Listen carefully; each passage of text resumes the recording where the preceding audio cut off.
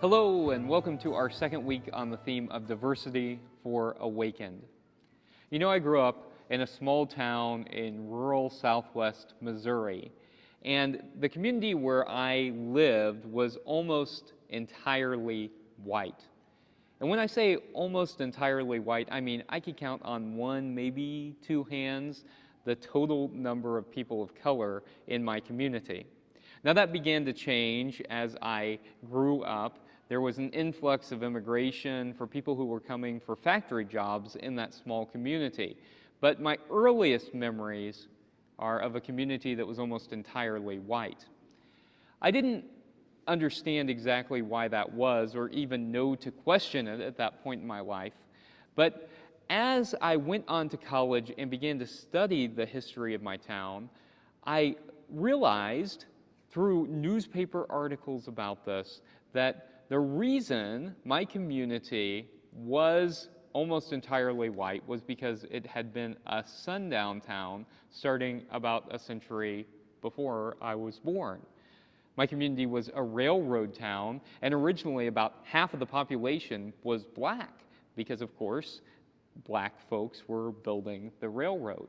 That is, until a man called Ulysses Hayden was falsely accused of sexual assault and was eventually hanged by a railroad tie outside of my community.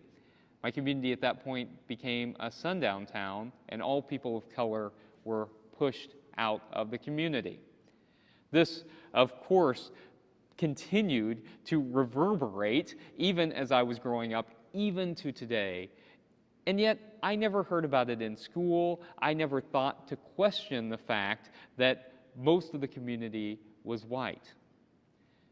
Now, whenever you grow up in a community like that, it necessarily impacts how you think about the world.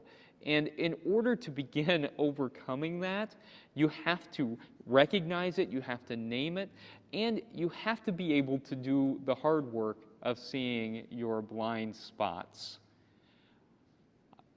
A lot of us still have much work to do, and yet that work is so significant, and recognizing that we need to do the work is the first part of the journey. I think about so many people who I knew growing up who have not started the work. Folks who still have so much embedded racism that it is difficult to have conversations because they are folks who still actively want oppression of others. It is hard to have a conversation with these type of folks because we don't share the same values that human beings have inherent worth and dignity. However, most of these folks do still identify as Christian. I imagine that me sitting down and having conversations with folks like this is a real spiritual practice. I know it is because I have to have these conversations on a daily basis, actually, with folks who come into the congregation and who are just beginning to do work on uncovering their blind spots. This week, the spiritual practice is to think of someone who you find difficult to be around. That could be someone who has a different ideological position than you. It could be someone who is just a challenge for you, personality-wise, to be around, and to strive to sit down and have a conversation with that person. Knowing going in that it may be emotionally taxing, so try to take care of yourself during the day. Try to give yourself plenty of space to recuperate. And of course, don't have a conversation with someone with whom it would be too emotionally taxing to have a conversation, but think about someone who comes from a different point of view than you. And sit down with them, and as you're having the conversation, try to think about that person as a child of God. Name that to yourself as you are sitting there and talking with them.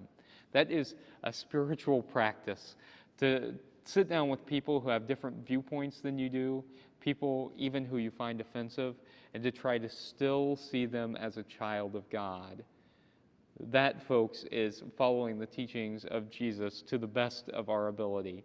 We may not be able to change other people's minds, but sitting down and having a conversation and still being able to come out of that conversation recognizing that even if a person disagrees, even if a person is coming from a place where they are in a very negative space and even actively voting in ways that we find offensive, that if we can come out of the conversation and still try to see the person as a child of God, then that is practicing deep spirituality.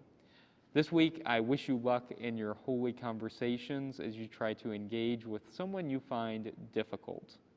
May it be so, and good luck. Amen.